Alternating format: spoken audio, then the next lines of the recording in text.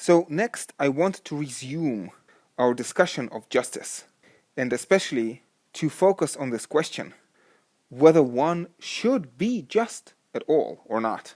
So with Protagoras, we have seen this social constructivist, or maybe even communitarian, definition of justice as something that emerges from the public discourse. And Protagoras sees the ultimate aim of justice as the private good of the members of the community. Again, in a quasi-social contractual fashion, Protagoras seems to imply that ultimately it is very much in our interest to live in a well-constituted community. And so, since a polis cannot exist without justice, therefore, to be just is in our deepest interest. Now, one limitation of this view is what we mentioned last time, the so-called free rider problem. As long as the transgressors against justice are in the minority, it is quite possible for them to reap the benefits of inhabiting a healthy polis without, so to speak, paying the cost.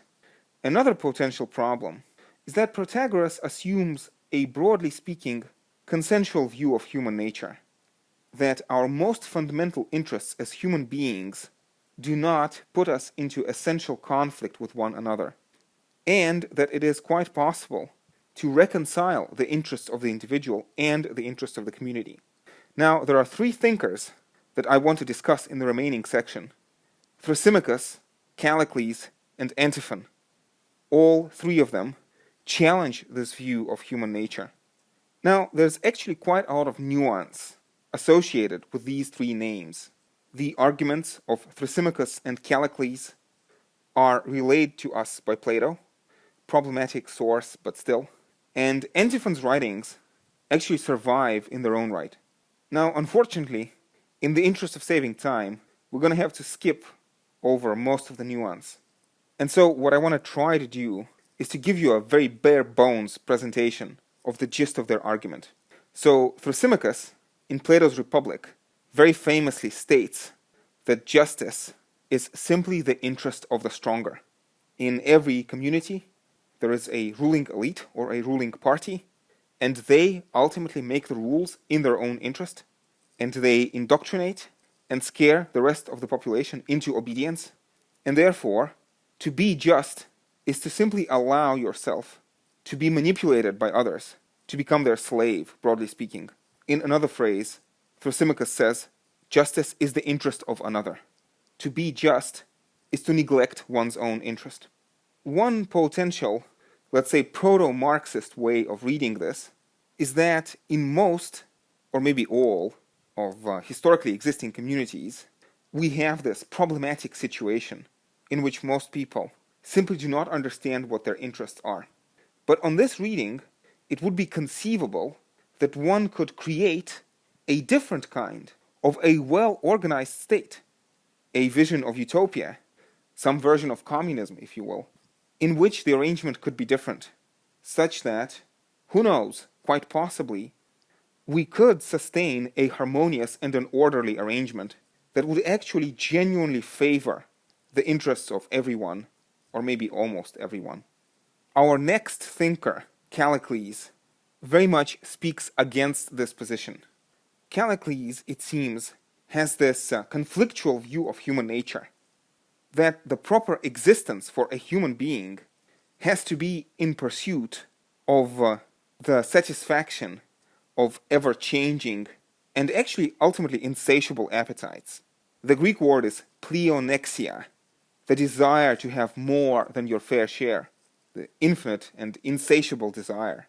In an exchange with Socrates, Callicles compares this kind of life, in pursuit of this insatiable desire, to trying to fill a leaky jar. It's a metaphor from Socrates. And Callicles affirms this metaphor and says, yes, one should have more desires, more extravagant desires, and to try to fulfill them as much as possible. So in the metaphor of the leaky jar, to have the hole in the jar as big as possible, and to try to pour as much through it as possible. On this view, I think quite clearly, a consensus view of society is quite impossible. For some people to win, others necessarily have to lose. For some people to be happy, other people necessarily have to be slaves. Again, the position of Callicles is actually, I think, more respectable and more nuanced than what I'm letting on here. And let me just mention in passing that Nietzsche was a great admirer of Callicles. But again, we'll leave a more detailed discussion of Callicles for another day. And finally, Antiphon, not really offering an alternative view to Thrasymachus and Callicles, but sort of fleshing out some of the details on the side, talks about the distinction between nature and convention, between physis and nomos. And Antiphon's main idea seems to be that it is naturally in our interest to flout the rules and norms of conventional morality as far as we can get away with it. So basically, Antiphon is saying that there's actually no deep reason for us to ever obey the laws of justice, except for the good reputation, for the appearance of being just. If we act justly, and others see us act justly, we may be rewarded, or let's say we may avoid punishment of other people. But there is a deeper standard, rooted in human nature, and Antiphon talks about how the laws and customs of various societies are different, and also in this social critical manner, Antiphon talks about how the distinction between slave and free is entirely conventional and not at all natural, something Aristotle will later try to dispute. Aristotle, who would try to provide a philosophical defense of slavery, but Antiphon would have none of that. Says essentially all human beings are the same. Says we all want pleasure, we all laugh when we are happy, we all cry when we are sad, just as much as we all breathe through our nostrils. And though I think there's a lesser emphasis on the conflictual side of human social life in Antiphon, still Antiphon very much brings to the fore this free rider problem. So let me leave you with this question. Would society actually be possible if most people actually actively tried to subvert the public norms of morality as much as they could, in absence of some kind of external constraint? Is it imaginable that we were to put, so to speak, to place a policeman over the shoulder of every citizen? Would we then, by the way, need to place another policeman over the shoulder of the first policeman, and then a third policeman and a fourth policeman, and end up with an infinite regress of policemen?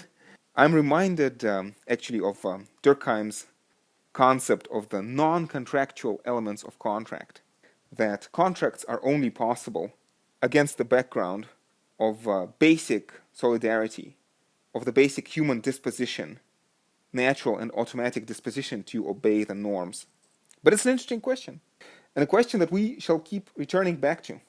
Hobbes, for example, will talk about the fool's problem, this figure of the individual who thinks that he can, with reason, break the social contract when he considers it to be in his own interest.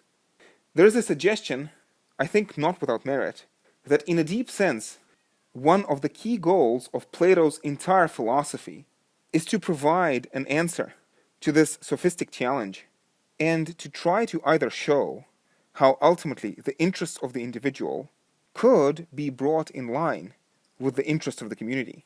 So to speak, how can we provide the defense of justice in its own right, for its own sake? Again, justice for the sake of justice and not for the sake of some external benefit. Although maybe, and let me leave you with this thought, one could also see Plato as a sophist who understands that there is no genuine solution to the free rider problem. And so he constructs this elaborate mythology, this great spectacle of shadows on the wall of the political cave, that would indoctrinate most citizens into believing that justice actually serves their deepest, most fundamental interests, thereby solving the free rider problem, not through philosophical argument, but through the political technique. Again, a way of reading Plato as a sophist. No doubt a controversial way, but I think ultimately one that we should take seriously. Again, just to be on the same side, I'm not actually saying that I believe Plato to be a sophist. Plato is a very clever thinker. It's hard to know exactly what's on his mind. But I definitely think that it is a valid and a very fruitful interpretation of what Plato is trying to do. And in the coming lectures, I'm going to try to substantiate this highly controversial position.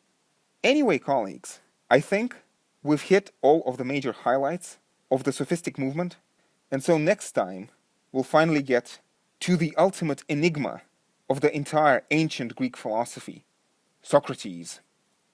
And until next time, take care.